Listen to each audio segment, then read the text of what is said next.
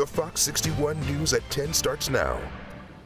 Well, we had a wet and dreary day, but now we have snow possibly on the mind. Thanks for joining us here on the Fox 61 News at 10. I'm Sarah Sanchez. I have to add that possibly, though, because it's really going to just depend. We're keeping an eye on the chance for that first widespread accumulating snow of the season.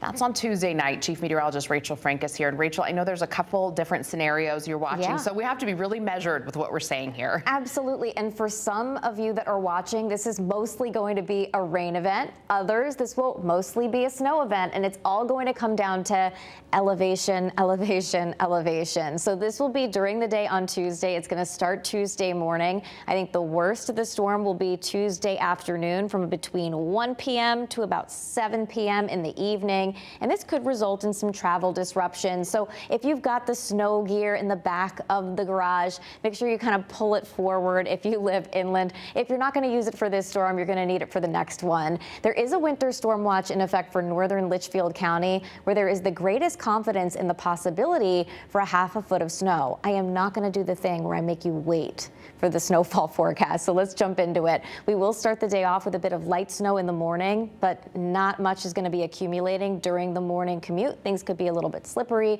Then we transition over to rain. That'll happen first at the shoreline with very little in the way of accumulation, and it will happen last for other inland parts of Connecticut. And we may not change over to rain at all in the Northwest Hills, and for some along the Massachusetts border. That's where we're thinking we see the most accumulating snow, the least at the shoreline, and a sharp gradient in between. Right now I have the Hartford area right in the middle at 1 to 3 inches, but obviously this is a really close call. If we change over sooner, we're on the lower end of these ranges. If we change over slower, we'll be on the higher end. We'll talk more about this. I'll walk you through it. Your full forecast is coming up, Sarah. Thank you, Rachel. Now, if you're traveling tomorrow, good luck. And I'm not just saying that to be funny here, because tomorrow is expected to be one of the busiest days for Thanksgiving travel, as we saw today. Fox 61's Kate Pattyfoot spoke with travelers at Bradley International Airport to find out how it was going for them on this rush home before work and school in the morning. Delays, gate changes, and cancellations are some of the things travelers say they ran into at the airport. Some say despite these changes, they're remaining positive. This Thanksgiving holiday was the busiest in terms of traveling in 15 years. AAA predicted more than 6 million people would fly. At Bradley International Airport, 95,000 people were expected to depart. And some travelers we spoke with had just one word to describe their experience. Rough. When it gets canceled, it's rough because then my dad gets overwhelmed. Maddie Marcello and her family drove from Rhode Island to Windsor Locks Sunday morning, only for their flight to get canceled when they arrived. When it's canceled, everybody's in a rush. Should we get there earlier or later or like something like that? And then they're worried because we drove an hour here, an hour and like 30 minutes here. And then when we just drive here, then it gets canceled. It was worth nothing, basically. And the Marcellos aren't the only ones whose travel plans were turned upside down. Lacey Franklin and Nia Brown's flights were also delayed. Everyone is boarded. Then the pilot makes an announcement that there were 2 runways at O'Hare that were for departures, 3 for arrivals. But because of the snow, they only had 1 for arrivals, 1 for departures. So they told us that it was a 3-hour wait and that they told everyone to deplane. I do have school tomorrow, so I'm getting in at midnight. So, yeah. Others say frustrations were high because their gate changed last minute. My flight gate had to been switched and then we had to move. And then the Denver airport is so long, which I'm originally from there, and it's so long we had to walk about 2 gates to get there, and it was really frustrating.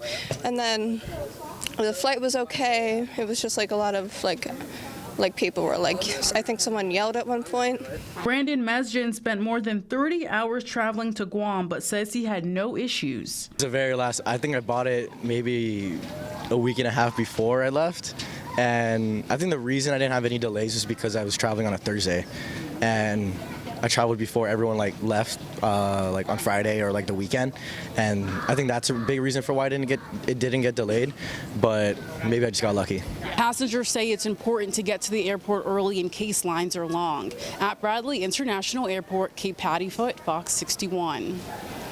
While there weren't major issues at Bradley, millions of Americans were under winter weather alerts today, which only made post-Thanksgiving travel worse in some areas. Jen Sullivan takes a look at what people across the country dealt with. A monster winter storm dumping several inches of snow across parts of the Midwest, crippling travel just as millions of people try to return home from the Thanksgiving holiday. It was delayed for a couple of hours. We were expecting to hit the flight by 6:30, I think, and now we're looking at about 11:20. At Chicago O'Hare International Airport, nearly 1,300 flights were canceled Saturday. Nationwide, that number was closer to 2,000, with nearly 9,000 flights delayed. Those cancellations and delays continuing Sunday. Some passengers arriving early, anticipating long lines. I've got 2 hours for my flight. I give myself plenty of time. Snow and ice causing this plane to slide off the runway at Des Moines International Airport. Fortunately, no one was hurt. Drivers also facing treacherous conditions on the roads. Multiple cars and trucks involved in this crash in Indiana, and 2 semis stuck on this highway in Missouri.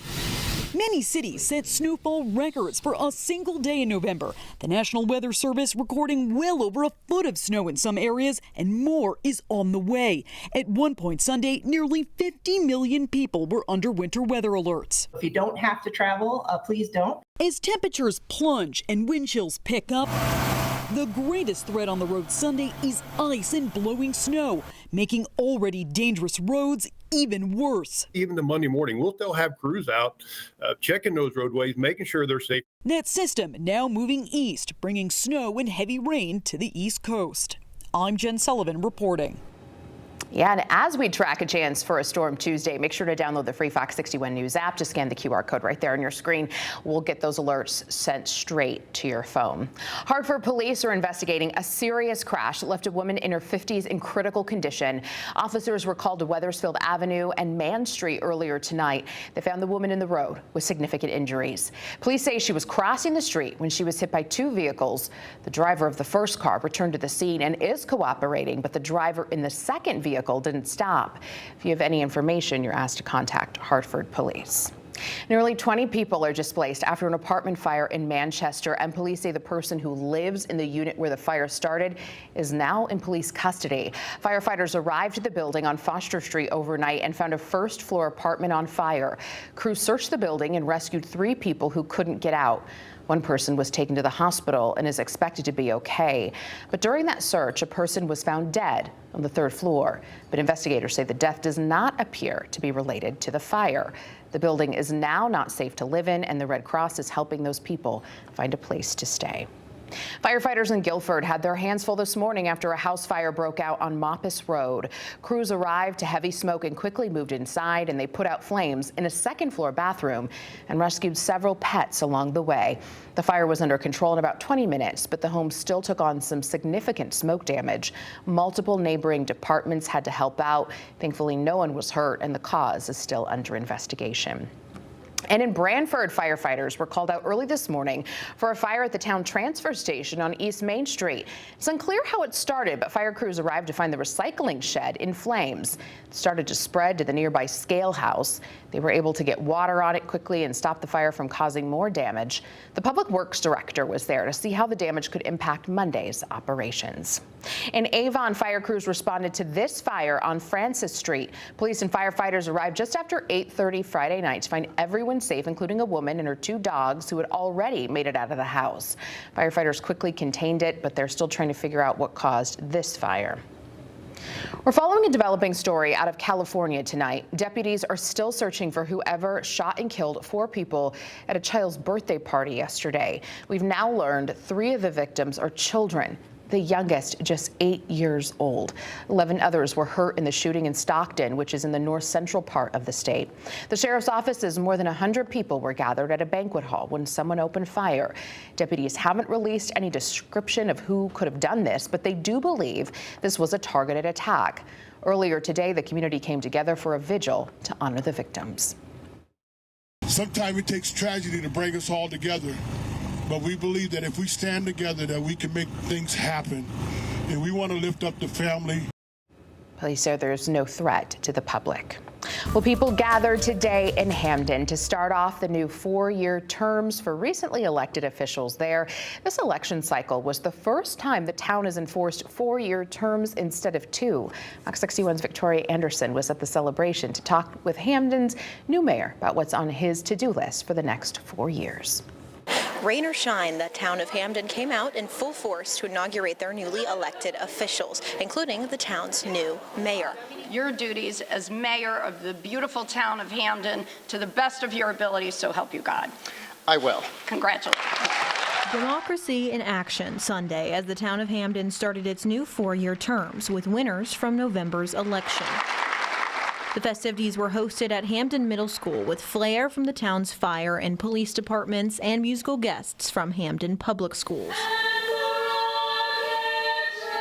It was an emotional day at his alma mater for new mayor Adam Sendroff, who, after 20 years of public service, won in a landslide. I'm really looking forward to getting to work. Members on the Board of Education and Legislative Council were also sworn in, including returning town clerk Karima Meekins, who made history in Hamden during her first term. 4 years ago, I was the first African-American woman to win this position. I got reelected 2 years after that, and now this is a 4-year term. And what 4 years means is that you have the opportunity to really focus and get things done. And as the day of celebration came to a close, Mayor Sendroff told us he already has Monday on his mind. His first focus is bringing in a financial director, a vacancy that has plagued Hamden for more than a year now. I really wanted to get the foundation to get somebody there as soon as possible, and we're able to have one interview last week. We have a handful this week too, so hopefully as soon as possible we'll get somebody in. Town spending was a major ballot box issue, and Sendroff told us he hopes to tackle the town's debt and build back rainy day funds. And as we mentioned, the transition period is now in action. These new elected officials will head to their new offices and fill their new roles starting Monday.